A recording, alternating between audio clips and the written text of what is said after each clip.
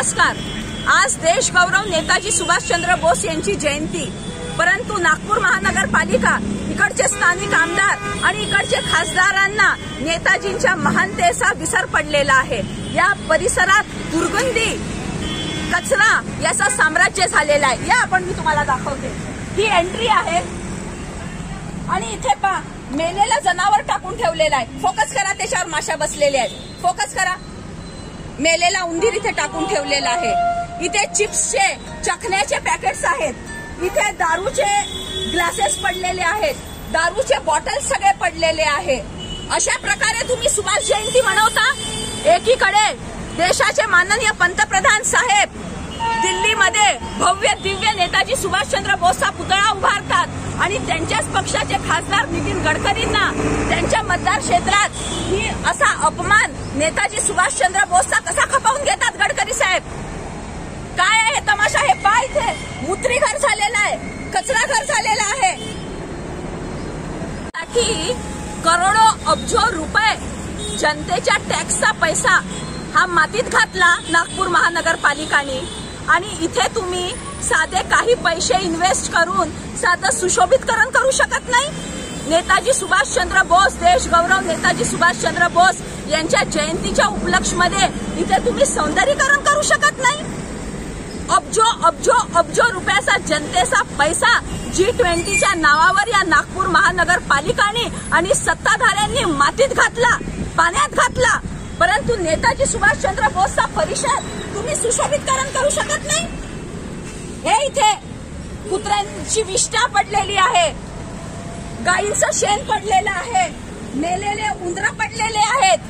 मेलेले उंदर, कचरा, दारूच्या बॉटल, चखना, खर्याचे पॅकेट, बिडी सिगरेटचे पॅकेट। अरे काय दुर्दैव म्हणावं। कुठे घेऊन चालले नागपूरला तुम्ही लोक? कुठे घेऊन चालले देशाला तुम्ही लोक? Shame on you.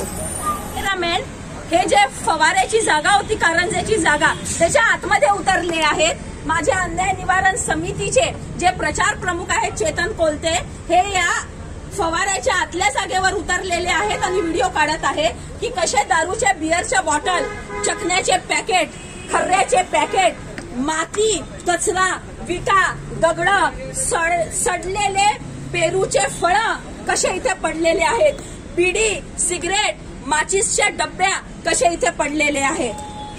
हाच सन्मान तुम्ही करता देश गौरव नेताजी सुभाषचंद्र बोसचा। एकीकडे भाजपच्या मॅनिफेस्टोमध्ये, अजेंडामध्ये देश गौरव नेताजी सुभाषचंद्र बोसची महानता आणि देशभक्ती हे जनतेपर्यंत पोहोचवण्याचा त्यांच्या मॅनिफेस्टोमध्ये उल्लेख आहे। तिथे दिल्लीमध्ये मोदी साहेब एवढा भव्य दिव्य पुतळा उभारतात आणि नागपूरमध्ये या पुतळ्याचा असा तुम्ही अपमान करता, या परिसराचा सगळा अपमान करता। या ओरिएंट ग्रुप वाल्यांना काय इथे ठेवलेलं आहे? हे जे कुंड्या लावले आहेत ओरिएंट ग्रुपचे, यांच्याकडनं काही पैसे घेतले का? काही कमिशन घेतलंय का? आणि यांना सुशोभितकरणाचा ठेका दिलेला आहे। यांनी ते सुशोभितकरण केलं ओरिएंट ग्रुपनी का विद्रुपीकरण केलं हे तपासा। जनता तुमसे सवाल पूछ रही है। माजी खासदार विदर्भवीर भाऊ जांबवंतराव धोटेंनी हा पुतळा इथे सन्मानजनक उभा केला। ही जागा मिलिटरीची जागा होती। मिलिटरी सोबत संघर्ष करून, मिलिटरी डिपार्टमेंट सोबत संघर्ष करून देशाच्या त्यावेळेच्या तत्कालीन पंतप्रधान इंदिरा गांधींकडे प्रेस्टीज पॉइंट करून मिलिटरीकडनं ही जागा धोटे साहेबांनी खेचून आणली आणि नेताजी सुभाषचंद्र बोसचा भव्य विदर्भातला सगळ्यात उंच पुतळा इथे प्रस्थापित केला। इथे सुंदर फवारा केला होता, कारंजा होता, फाउंटन होता। जनतेचा पैसा, सगळा जनतेच्या खिशातला टॅक्सचा पैसा त्या फुटाळ्याच्या फाउंटनला लावता तुम्ही आणि हा इकडे नेताजी सुभाषचंद्र बोसच्या समोरचा फाउंटन तुम्ही असा धूळ खात ठेवलेला आहे। या फाउंटन मध्ये दारूच्या बाटल्या पडलेल्या आहेत, बिअरच्या बाटल्या पडलेल्या आहेत। समोर दाखवा व्हिडिओ आणा। खर्याचे पॅकेट, खर्याच्या पुड्या इथे पडलेल्या आहेत। या फाउंटनची तुम्ही काय दुर्दशा करून टाकलेली आहे हे सुद्धा तुम्हाला स्वच्छ करता आलं नाही। इथे सडलेल्या अवस्थेत, कुजलेल्या अवस्थेत एक खराटा पडलेला आहे, झाडू पडलेला आहे। ही अवस्था तुम्ही करून ठेवली फाउंटनची। नवीन फाउंटन बनवता, जनतेचा अब्जो रुपयाचा टॅक्सचा पैसा फुटाळ्याच्या फाउंटनला लावता आणि तो फुटाळ्याचा फाउंटनही बंद पडलेला आहे आणि नेताजी सुभाषचंद्र बोसच्या पुतळ्यासमोरचा हा कारंजा हा फाउंटन तुम्ही सुरू करू शकत नाही।